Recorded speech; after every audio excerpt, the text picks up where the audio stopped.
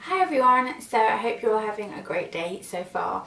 Today I'm here to talk to you about perfume, which I know will excite a lot of you because I get tons of comments of people saying that they like it when I talk about perfume, and I think that's just because I really love perfume, so I'm quite passionate about it and it obviously shows. And I did just want to say the reason my hair looks like this, I know loads of you hate it when I wear it just straight, is because I was really tired this morning and I just didn't feel like doing it. I didn't go to bed until about 3, so I'm really tired this morning. I'm wearing all the makeup to try and make myself look a bit more presentable. But my 5 picks for summer fragrances. Some of these are old faves and a few of these are new actually as well. I think 3 of these are new. I'm going to start with my current favourite at the moment, which is this, and it is Calvin Klein Beauty. Now, I am someone who very much believes in changing scents according to seasons. I definitely kind of have, you know, autumn, winter, Christmassy ones, spring ones, summer ones.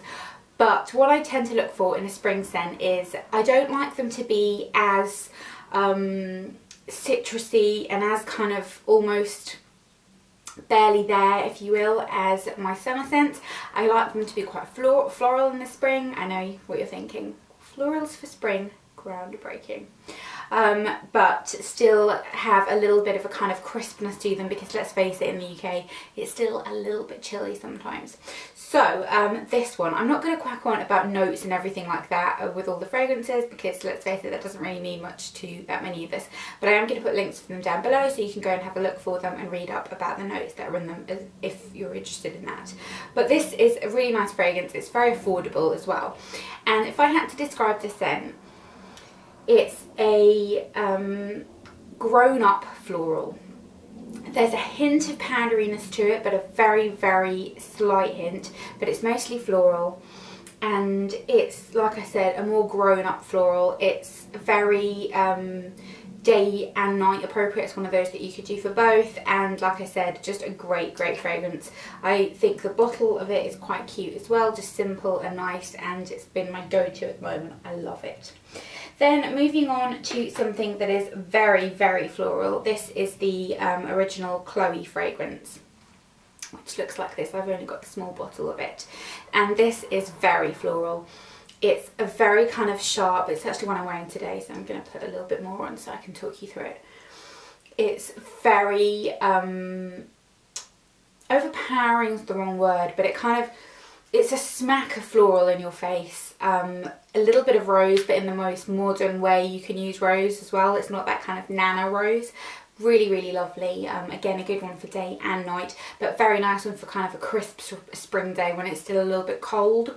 This works really nicely, I find. Then I'll do the kind of, these are slightly the more expensive ones, and I'll do the 2 affordable options I've got last. This one is Vivienne Westwood's Sunny Alice. Bottle of this I absolutely love. I think it's such a pretty bottle, and I just think it's kind of really whimsical and very Vivienne Westwood-esque. But the scent itself, it's quite powdery. There's a little bit of floral in there, but it's more of a kind of powdery scent. It's not powdery in a kind of grandma way. It's still quite young and quite fresh. It's unusual. It's unlike a lot of other scents that I've got, and it's one that I don't think will necessarily be for everyone's taste, but it is one that every time I wear it I get stopped and asked what I'm wearing because I think it's just so unusual that kind of people don't recognise it. But definitely a nice one for an evening, or if you work in an office environment. It's not too overpowering, and it's very kind of it's fun, but it's grown up at the same time. None of these are very sweet. I don't like sweet in kind of spring, summer. I find it a bit ugh. Well, saying that, actually, the next one I'm going to talk to you about is a little bit sweet, I suppose, but not very, like, you know, Britney Spears fragrance sweet. This, I can only handle that in the depths of winter. This one I picked up in the clearance section in Boots for £2, but normally I think it's around 15, and it's the Library of Fragrance perfume in Cherry Blossom. This is a dead ringer for if you're around the same age as me when Paris Hilton was a thing. Do you remember that? And she launched her fragrance, and it came in a kind of pink bottle that had like black kind of swirly patterns around it. I really like that perfume, and this smells a little bit like this. Let me spray some. It smells like that. It smells like cherry blossom, sweet, floral. Oh, I've got it on my camera. That's not good. That wasn't very clever of me. Sweet, but not a sickly sweet. It's kind of a little bit of a hint of sweetness that then dries down a little bit more sour. It's a very, very interesting fragrance. In general, I think all the fragrances from this range are interesting, so go and have a look. They're very, very cool. And then last but not least is this one, and I've had this for longer than I care to admit, and I probably should buy another one, but it's the Intimately Beckham perfume.